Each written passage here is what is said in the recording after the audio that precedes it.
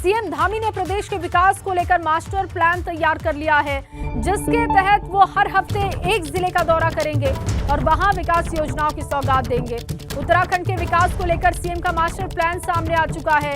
आज से हर हफ्ते अलग अलग जिलों का वो दौरा करेंगे और आज सबसे पहले उधम सिंह नगर से इसकी शुरुआत करने जा रहे हैं। उधम सिंह नगर में विकास योजनाओं की सौगात सीएम पुष्कर सिंह धामी देंगे। जिले के दौरे में विकास कार्यों की समीक्षा बैठक भी होगी और इसके अलावा अपने दौरे के वक्त मुख्यमंत्री जिला हेडक्वार्टर के कॉलेज में छात्र छात्राओं के साथ बातचीत का भी कार्यक्रम रखेंगे। मुख्यमंत्री के दौरे के अवसर पर जिला स्तरीय समीक्षा बैठक भी आयोजित की जाएगी। आज मुख्यमंत्री पुष्कर सिंह धामी उधम सिंह नगर के दौरे पर होंगे। यहाँ एक कार्यक्रम में आपातकाल के दौरान जेल गए सेनानियों को सम्मानित करने का भी है। और इसी खबर पर ज्यादा जानकारी के साथ मेरे सहयोगी विनोद कुमार जुड़ चुके हैं। विनोद, आज उधम सिंह नगर के दौरे से सीएम शुरुआत करने जा रहे हैं और हर हफ्ते का प्लान ये होगा कि अलग अलग जिलों में सीएम पहुंचेंगे और वहां पर क्या काम हो रहा है, किस तरीके से काम हो रहा है, अधिकारी कितने चुस्त दुरुस्त हैं, इन सब बातों का जायजा करेंगे। लेकिन आज इसकी शुरुआत वो करने जा रहे हैं, किस तरीके का कार्यक्रम रहेगा? बिल्कुल जया, देखिए ये महत्वपूर्ण है कि मुख्यमंत्री ने शुक्रवार और शनिवार 2 दिन ऐसे चुने हैं जब वो प्रदेश के अलग अलग जनपदों के दौरे पर रहेंगे और जिसकी शुरुआत आज से होने जा रही है। आज दिल्ली से करीब 12 बजे से चलकर उधम सिंह नगर पहुँचेंगे मुख्यमंत्री और उसके बाद में ये एक कार्यक्रम में भी शिरकत करेंगे मुख्यमंत्री। और जिस तरह से भारतीय जनता पार्टी पूरे प्रदेश भर में 25 जून यानी आज 25 जून है, इस पूरे दिन को काले दिन के रूप में बड़े विस्तृत रूप से मना रही है। और जिस तरह से भारतीय जनता पार्टी ये दावा कर चुकी है कि 25 जून 1975 को तत्कालीन प्रधानमंत्री इंदिरा गांधी के नेतृत्व में कांग्रेस की सरकार ने लोकतंत्र की हत्या की थी, तो पूरे प्रदेश भर में कार्यक्रम किए जा रहे हैं। मुख्यमंत्री दिल्ली से रवाना होकर 12 बजे के करीब उधम सिंह नगर पहुँचेंगे। स्वतंत्रता सेनानियों के माध्यम से एक कार्यक्रम किया जा रहा है जिसको लेकर आज 25 जून को काले दिवस के रूप में मनाया जा रहा है। और ये भी बताया कि आज जो शुक्रवार और शनिवार की शुरुआत मुख्यमंत्री ने की है कि अलग अलग जनपदों में जाएंगे, तो आज उसी क्रम में आज मुख्यमंत्री उधम सिंह नगर जाएंगे, भारतीय जनता पार्टी के तमाम कार्यकर्ताओं के साथ में बातचीत करेंगे और जो जनपदीय अधिकारी हैं उनके साथ में विकास की योजनाओं को भी लेकर बातचीत कर सकते हैं, समीक्षा बैठक करेंगे। लिहाजा आज महत्वपूर्ण यही है कि 25 जून को भारतीय जनता पार्टी पूरे काले दिवस के रूप में यहाँ पर मनाई जा रही है। उसी क्रम में आज मुख्यमंत्री उधम सिंह नगर पहुँचेंगे और उधम सिंह नगर में जो स्वतंत्रता सेनानी है, जिन्होंने स्वतंत्रता सेनानियों हो या फिर आज़ादी के समय में उन्होंने तमाम दिक्कतें झेली हैं, उनको आज वो सम्मानित भी करेंगे। और काले दिवस के रूप में भारतीय जनता पार्टी जिस तरह से पूरे प्रदेश भर में आयोजन कर रही है, तो आज ये महत्वपूर्ण है कि भारतीय जनता पार्टी 25 जून को काले दिवस के रूप में मना रही है। और अगर बात करें तो मुख्यमंत्री के दौरों की, तो शुक्रवार और शनिवार के 2 दिन निर्धारित किए गए हैं मुख्यमंत्री के लिए। अलग अलग जनपदों में जाएंगे। बड़ी जानकारी है अपने दर्शकों को दे दे, आप बने रहिए हमारे साथ। बड़ी जानकारी रुड़की से है, जहां सीएम पुष्कर सिंह धामी का कल प्रस्तावित रुड़की दौरा है। सीएम धामी और राज्यसभा सांसद कल्पना सैनी का सम्मान किया जाएगा। कार्यक्रम की तैयारी में जुटे हैं भाजपा के कार्यकर्ता।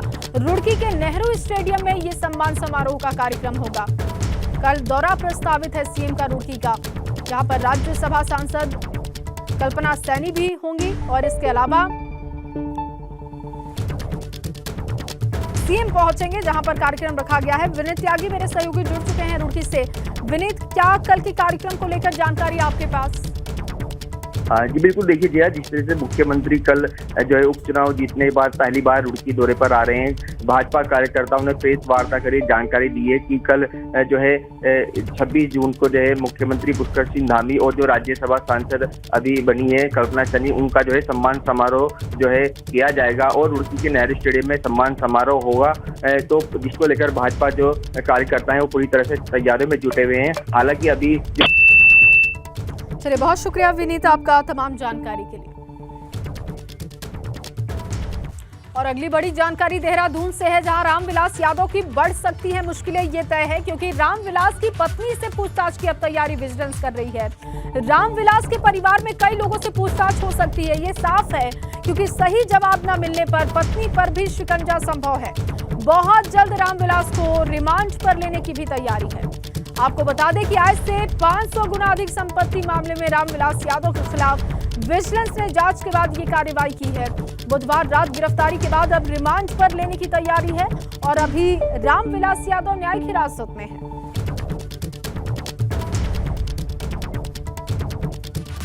तो आय से अधिक मामले में फंसे रामविलास यादव 14 दिन की न्यायिक हिरासत में जेल की सलाखों के पीछे पहुंच चुके हैं।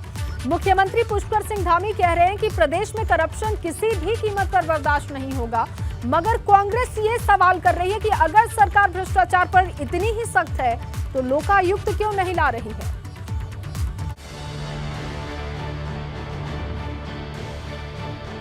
आय से अधिक संपत्ति जोड़ने के मामले में आईएएस रामविलास यादव 14 दिन के लिए न्यायिक हिरासत में है। उत्तराखंड में पहली बार किसी आईएएस अधिकारी को जेल जाना पड़ा है। मामला बड़ा है, सरकार इसके जरिए संदेश भी कड़ा दे रही है। मुख्यमंत्री का कहना है कि प्रदेश में करप्शन किसी भी कीमत पर बर्दाश्त नहीं होगा। भ्रष्टाचार को लेकर हमने पहले दिन से कहा है कि हम इस पर बिल्कुल भी टॉलरेंस नहीं करेंगे और पारदर्शिता के आधार पर सरकार काम करेगी। जो भी कानून के दायरे में आएगा, जो भी कानून के दायरे में कहीं पर गलत पाया जाएगा, उसके खिलाफ कड़ी कार्रवाई होगी, चाहे कोई भी। मुख्यमंत्री कह रहे हैं कि सरकार की करप्शन के खिलाफ जीरो टॉलरेंस की पॉलिसी है। मतलब साफ है कि जहां कहीं भी करप्शन होगा, कार्रवाई जरूर होगी। मगर कांग्रेस पूछ रही है कि अगर सरकार करप्शन को लेकर इतनी ही गंभीर है तो फिर सूबे में लोकायुक्त क्यों नहीं लागू किया जा रहा है। 2022 में सरकार फिर बन गई, लेकिन लोकायुक्त का कहीं अता पता नहीं है। सरकार जानती है कि अगर लोकायुक्त आएगा तो उसकी जद में सरकार आएगी, इसलिए लोकायुक्त से किनारा कर रहे हैं। रामविलास यादव के परिप्रेक्ष्य में मैं कहना चाहता हूं कि सरकार की कोई भूमिका नहीं है। एक व्यक्ति द्वारा शिकायत की गई और विजिलेंस जांच हुई और उस जांच में जो है रामविलास यादव जो घेरे में आ गए। सरकार बताए ना उनकी क्या उपलब्धि है। रामविलास यादव के खिलाफ आय से अधिक संपत्ति अर्जित करने के आरोप लगे हैं, जिसे लेकर विजिलेंस ने मुकदमा दर्ज किया था। विजिलेंस ने बीते साल सितंबर में अपनी रिपोर्ट शासन को भेजी थी। इसमें आकलन था कि रामविलास यादव के पास उनके ज्ञात आय के स्रोतों से 547% अधिक संपत्तियां हैं। मुकदमे के बाद विजिलेंस ने उनके लखनऊ, गाजीपुर और देहरादून स्थित आवासों पर छापेमारी की थी। इस दौरान कई महत्वपूर्ण दस्तावेज जब्त किए गए थे।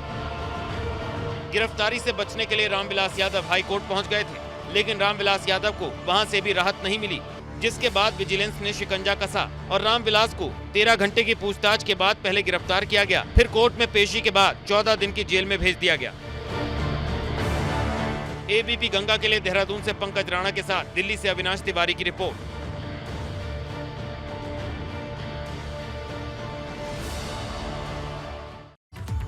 तो देखिए, भ्रष्टाचार के मामले पर और लोकायुक्त लाने के मामले पर अब सियासत गर्म है, लेकिन ताजा स्थिति रामविलास यादव को लेकर क्या है, क्या सोच है, ये बताने के लिए विनोद कुमार मेरे सहयोगी लगातार बने हुए हैं। विनोद, क्योंकि लगातार हम देख रहे हैं कि रामविलास यादव की मुश्किलें बढ़ती जा रही है, लेकिन अब उनकी पत्नी से विजिलेंस की टीम पूछताछ कर सकती है, परिवार की मुश्किलें बढ़ सकती है, ये तय है।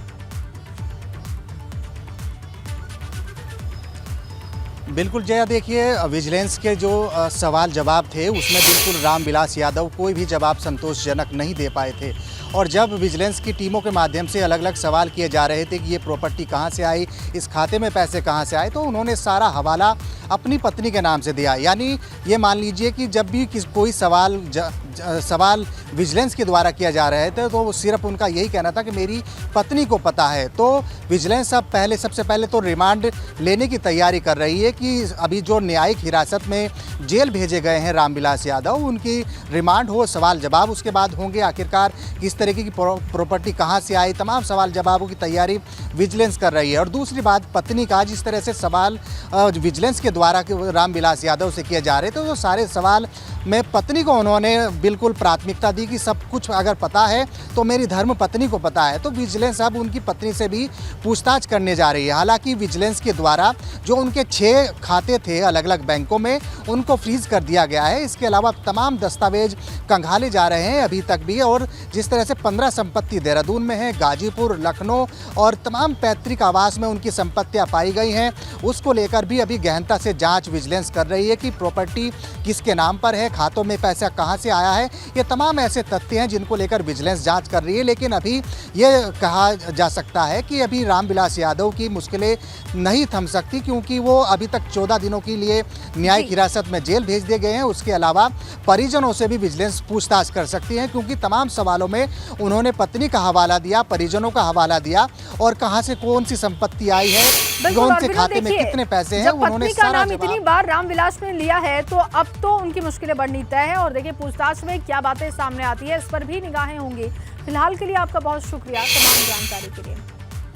और आगे बढ़ेंगे, खबर रुद्रप्रयाग से है, जहां केदारनाथ जाने वाला एनएच बाधित हो चुका है। रुद्रप्रयाग गौरीकुंड राष्ट्रीय राजमार्ग बाधित है, इस बात की जानकारी है। गुप्त काशी के पास सेमी की चढ़ाई में ट्रक पलटने से रास्ता बाधित हो चुका है। देखिए तस्वीरें भी आपको दिखा रहे हैं। गौरीकुंड राष्ट्रीय राजमार्ग इस वक्त बाधित है, ट्रक पलटा है जिसकी वजह से ये मार्ग बाधित हुआ है। रोहित डिमरी मेरे सहयोगी इस वक्त जुड़ चुके हैं फोन लाइन पर। रोहित, क्या अपडेट है, क्या रास्ता खोल दिया गया है? जी, जो केदारनाथ हाईवे है वहाँ पे कुंड में के पास सेमी का स्थान पड़ता है, जहाँ पे एक ट्रक लड़ गया, तो एक ट्रक जो है। चलिए बहुत शुक्रिया रोहित आपका तमाम जानकारी।